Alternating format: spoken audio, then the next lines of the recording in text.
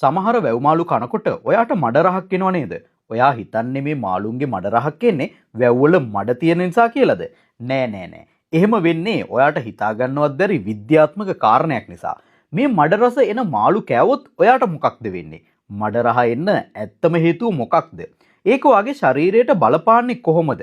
මේ මඩ රස නැති කරගන්න මොනවද ඔයා කරන්න ඕනේ? ඒ වගේම මාළු කනකොට ඔයා දැනගෙන ඉන්න ඕන සියලුම කාරණා මේ වීඩියෝ එකෙන් අද ඔයාට දැනගන්න පුළුවන්.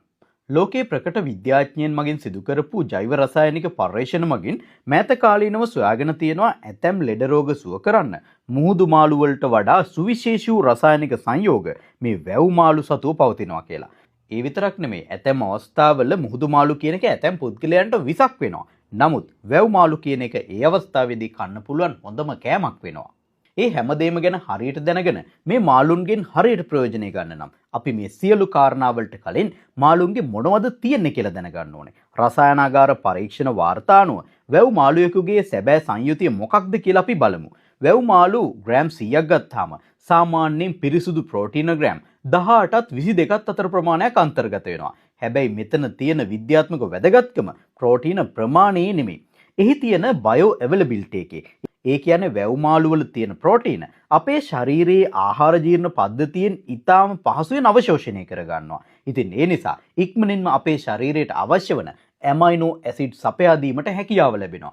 විශේෂයෙන්ම පර්යේෂණ වලට අනුව වැව් මාළු වල ග්ලූටමික් අම්ලය, ඒ වගේම ඇස්පාටික් අම්ලය සහ ලයිසීන් වගේ අත්‍යවශ්‍ය ඇමයිනෝ අම්ල ඉහළ සාන්ද්‍රණයකින් අන්තර්ගත වෙලා තියෙනවා. මීට අමතරව මෙහි අඩංගු සිංක්, මැග්නීසියම් සහ සෙලිනියම් වගේ ප්‍රතිඔක්සිකාරක, ඒ වගේම khනිජ ලවණ ශරීරයේ DNA වලට හානිවීම වළක්වලා අපේ සෛලීය ප්‍රතිශක්තිකරණය උපරිම මට්ටමක පවත්ව ගන්නවා. ඉතින් ඒ නිසා මේ වැව් මාළු කියලා කියන්නේ අපේ ශරීරයට පෝෂණ ගුණය ලබා දෙන්න කියාපු ආහාරයක්.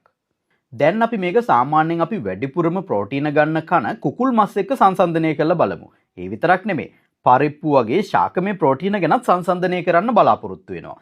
සාමාන්‍යයෙන් කුකුල් මස් හෝ එහෙම නැත්නම් හරක් මස් වගේ රතු මස් වල ප්‍රෝටීන සමග සංතෘප්ත මේද ආම්ල, ඒ කියන්නේ සැචුරේටඩ් ෆැටි ඇසිඩ් විශාල වශයෙන් බැඳලායි තියෙන්නේ. මේවා නිතර ශරීරගත වීමෙන් රුධිර නාලවල අහිතකර LDL කොලෙස්ටරෝල් තැම්පත් වෙලා නාල පටු වෙන්න පුළුවන්. නමුත් වැව් මාළු වල තියෙන්නේ බහු අසන්තෘප්ත මේද ආම්ල, ඒ කියන්නේ පොලි අන්සැචුරේටඩ් ෆැටි ඇසිඩ්. ඒ නිසා අනවශ්‍ය මේදේ ශරීරයට ඇතුළත් වෙන එක අඩු වෙනවා වගේම මාළු ආහාරයට ගැනීම තුළින් ඔමේගා 3 ෆැටි ඇසිඩුත් අපේ ශරීරයට ලැබෙනවා. නියුට්‍රියන්ට් පො බලන ඔයා කොහොමද දන්නවා පරිප්පු, සෝයා වගේ ශාක ප්‍රෝටීන වගේ නෙමෙයි මේ සත්ත්ව ප්‍රෝටීන පහසුවෙන්ම උරා ගන්නවා කියලා. ඒකට අමතරව තවත් ඉතා වැදගත් දෙයක් තියෙනවා. පරිප්පු,